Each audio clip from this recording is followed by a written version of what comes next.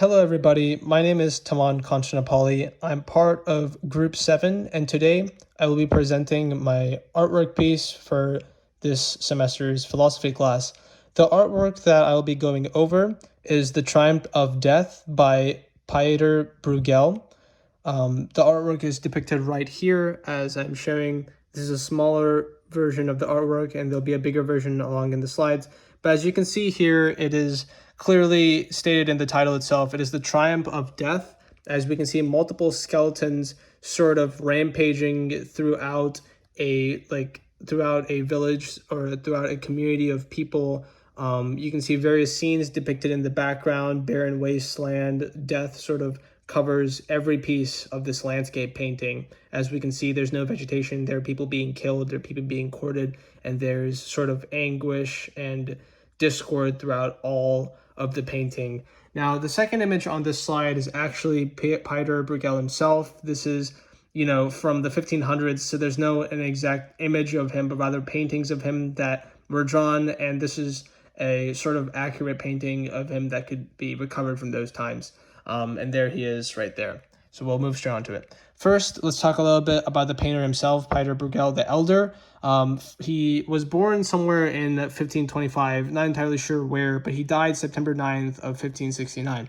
He painted during the Dutch and Flemish Renaissance painting times and the Dutch Golden Age, of which he was a major contributor. He was one of the greatest Dutch painters known during that time, and he also painted abstract landscape paintings that focused primarily on peasants' lives throughout an age where religion was ceasing to be the focus of many paintings, and rather abstract life concepts were taking place. For example, in this drawing itself, we're seeing the terror and onslaught of death itself, which is a abstract concept that doesn't necessarily have to do with religion. Bruegel was also known for painting landscape paintings, which sort of depict multiple scenes within the landscape, which is what he specialized in. Here, Bruegel was a very sought-after Dutch painter and would show various different scenes throughout his paintings. As we'll later explore in this paintings, there'd be multiple things going on, sort of a conundrum of different scenes that all pieces together throughout one concept. He paints mundane issues of the common people. He was known as Peasant Bruegel. Initially, he had an H in his name after the G, which he later took out so he could appear a little bit more distinguished from other painters. He wanted to paint the common person's life, the peasant's life.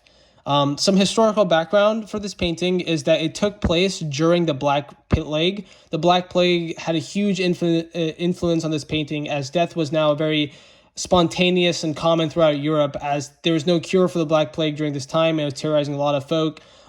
Additionally, aristocratic and monarchic tendencies were sort of exposed in this painting because the Black Plague itself would kill indiscriminately, such as death. It would claim lives without heeding the authority of whoever those lives belonged to. And here I include an image of sort of a doctor during the time, how they would look like during the Black Plague.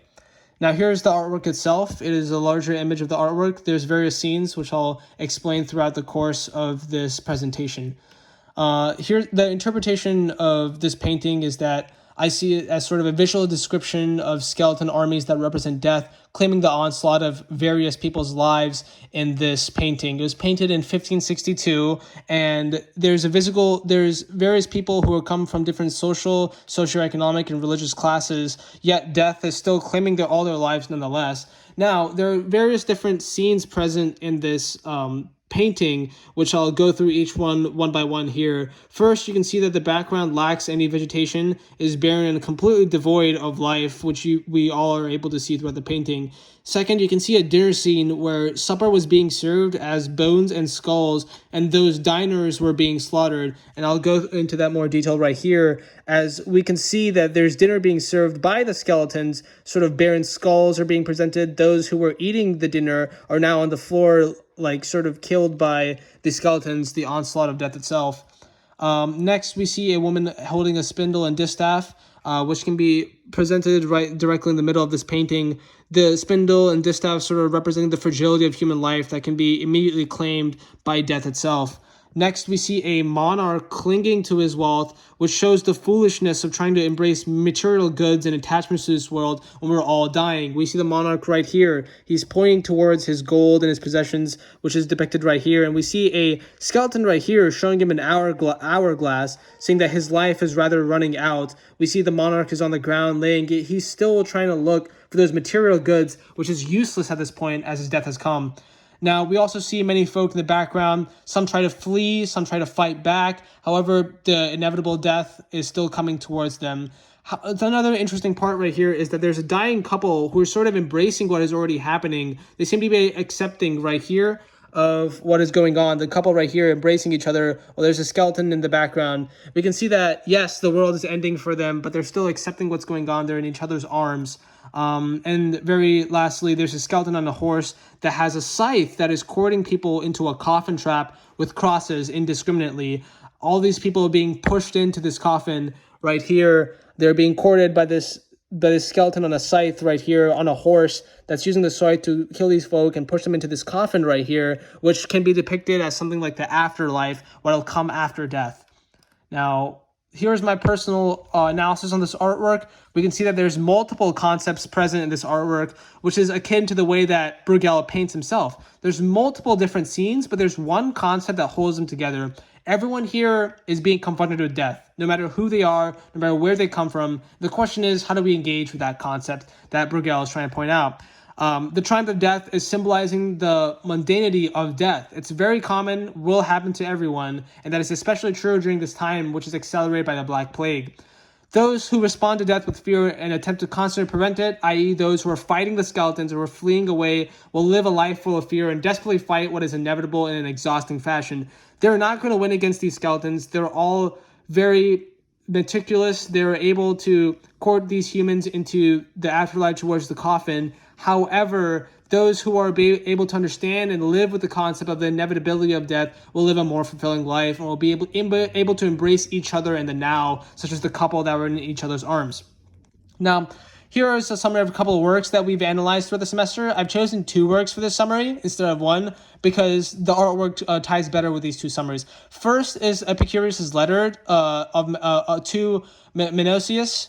In this letter, we see that Epicurus explains that the one who fears death is foolish, because fearing death and constantly trying to protect our lives against it will cause us anguish and pain during the course of life itself. He explains that being born and being alive is itself a testament that we will all die and pass through the gates of Hades, which can be depicted as the afterlife. Thus, we should not fear what is inevitable. The second piece of work that we've studied throughout this course is Socrates' argument on death in Plato's Phaedo.